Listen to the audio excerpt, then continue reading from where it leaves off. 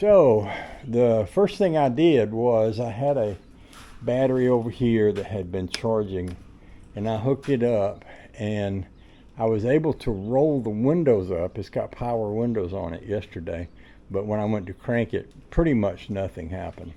So I went into the guy that sells remanufactured batteries. I went and bought one and hooked it up here. And when I did that, I was able to work the windshield wipers and the turn signals and the heater fan. When I hit the starter, it clicked, but it didn't really turn. And this has what I think are really substandard battery connections. Let me turn the light on. And let me get a flashlight. And we're going to look at that. Now keep in mind, I wasn't too seriously expecting it to do much of anything, but I was hoping it would kind of turn over. So that's my battery connection. This is the ground, and this is the hot wire, and this is the solenoid. And I squirted this with oil. See how rusty these connections are? So this wire runs from the hot wire to this side of the solenoid, and then to this wire, which is also rusty, and then that runs down to the starter. And this here runs to the ground. Well, when I hit the starter, it didn't turn over, it just clicked. So I got a screwdriver, and I touched these two wires together, and it did turn over the way a starter should, like that. What I'm going to do, I stopped at that point, is in the morning, I'm going to town, I'm going to get me some new wire connections and some bigger, heavier wires. You might remember a while back on the Studebaker, I had trouble with it cranking, and it had very small, what I think were substandard wires. So I'm going to take these off. I've actually put some oil on them to soak so that I can get those nuts off of there tomorrow after they've had time to soak. I'm going to get some new heavy-duty wires with some decent connections. I don't like connections like this. Anytime you've got a wire that goes into one of these lead things, I just don't think that's a very good connection. But you can buy a connection from a parts store where this is all sort of connected together with a much better and stronger connection and a big heavy wire. And I'm definitely going to replace this one and that one. And I don't know if I'm going to need to replace this one or not, but that's actually a pretty small wire to run to the starter, so I might pop it off of there and go ahead and get me a new one that's long enough to go down to that starter, which is down there. After I've done that, I'm going to take all the spark plugs out of it, and I'm going to turn it over and do a compression check on every cylinder. And I'm also going to set the spark plugs up so that I can see whether they're sparking or not. Oh, there's Bobby. Oh, well, there you go. Bobby's got a new boat, by the way. This truck. And I found out a few things. First thing I found out was that the spark plugs on here take a 5/8 inch wrench to get them off, and they're down in here in such a way where it's really hard to get to them and even see them. They are way down in there, and they're at an angle, and there was this metal shield that covers them up. But I finally got them out, and every one of them was clean except one. This one right here is a little bit wet with oil, but this one is clean as a pin. So is that one, and that one, and that one, and that one, and that one. But what I did find out was one of them was not plugged into the plug wire, and it's been unplugged so long that it's rusted the end off of it. And this truck, when he was driving it, it would muff sometime like it had a burnt valve. I believe it was doing it because that wire wasn't plugged in, and sometimes it would make contact, and when it did, it would run okay, but when it didn't, it would run on 7 cylinders. So I believe that's probably what was wrong with this. All the rest of these are clean.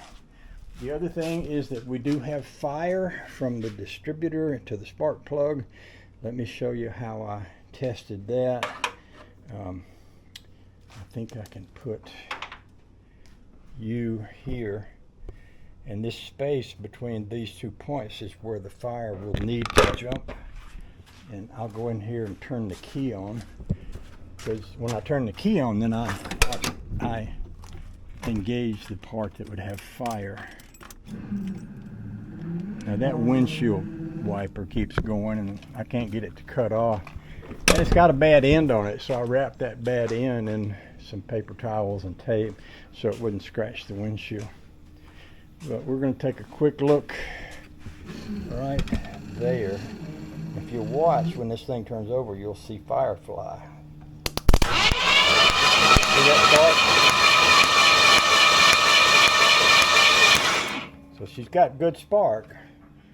So I haven't run a compression check yet, but I feel like as clean as these plugs are, it's probably going to be fine, because if it wasn't, those plugs would be wet with oil. So I'm willing to bet that if I can get proper gas going to this thing, that she'll run. I don't know what to make of these wipers. I really don't know how to get them to stop. Maybe I need to unplug a fuse or something.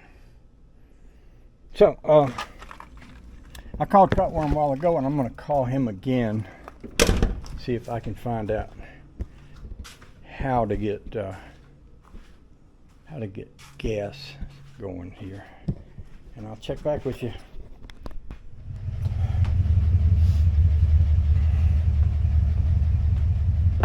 Well, me and this old Ford truck just had one heck of a wrestling match, but she's running. It's really hard to put spark plugs in this thing and to take them out. I got new spark plugs in it, and put some non-ethanol gas in it and a little ether in each spark plug hole.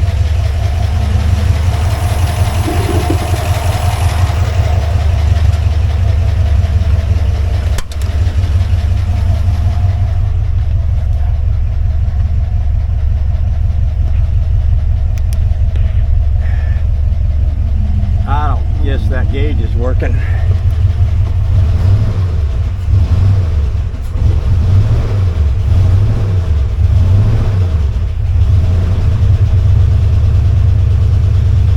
But she cranks and she runs. Yeah, I wonder. I can't figure out how to get that windshield wiper to stop. Oh, that's reverse. That's forward. Okay, she runs and she moves. I think I'm gonna leave it right there. That's a good place to come back to in the morning. Gonna try that again.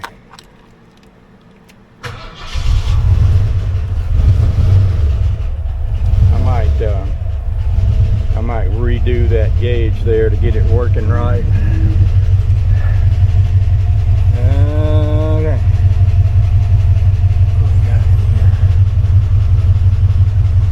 Anyway, that's a good place to stop for the night. And I'm happy. I'm very happy. She runs. Okay. So we'll take it from there tomorrow. That's a huge, big success. And I say, thank you, Jesus. Thank you, Jesus.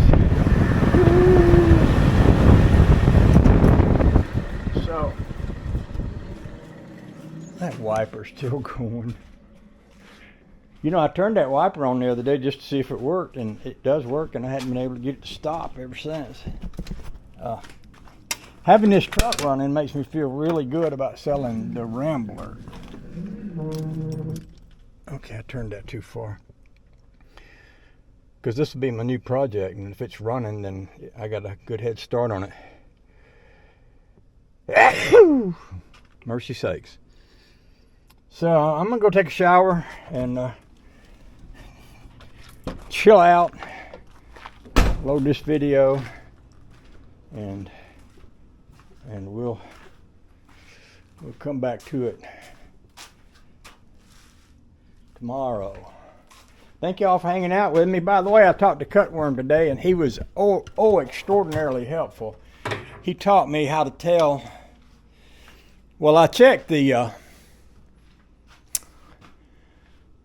took the plugs out, looked at them. None of them were wet. One was just tiny bit wet. Mostly they were completely dry, and I figured, well, if they're all completely dry, then I don't think I need to do a compression check, because I probably got good rings in it if they're that dry. So then I checked to see if I had fire. I've got a little gizmo that I can put on a plug wire and ground it, and I'll see fire jump, and it was jumping. It had plenty of fire. So I called Cutworm and I asked him, how do I figure out if this thing's getting gas or not? And he showed me up on top of this thing called a fuel rail. There's a little thing that looks like a tire. Little thing looks like a tire nozzle. And he said, push that thing down. If gas squirts out, you know you got fuel pressure. And I did. And I kind of wanted to drain these tanks, but the back one, they're both pretty dry, and the back one looked like it was really dry. So I just poured 5 gallons of good non-ethanol in there. I figured the non-ethanol would overwhelm the old ethanol gas, and it didn't really smell bad. You know, it didn't smell like kerosene like it does if it's bad usually. So, yeah, that worked out good. So, yeah, I'll put away my things and go in the house and shower up. We're going to visit a couple of friends. We got friends that are artists. Well, they're musicians and entertainers, and they live in a house not far from here. We're going to go out and visit them tomorrow. So I got plenty of time to get up in the morning and back this out, and I might take it up and down the road just a little bit to see how she goes. I'm sure it could use plenty of, plenty of stuff, but just having it where it'll move is a huge big deal, I think. Okay, thanks for watching. I appreciate you. Love every one of you, and I'll see you again soon if I'm lucky. By the way, I mentioned that it was hot outside. Yeah, we're going in the pool, y'all.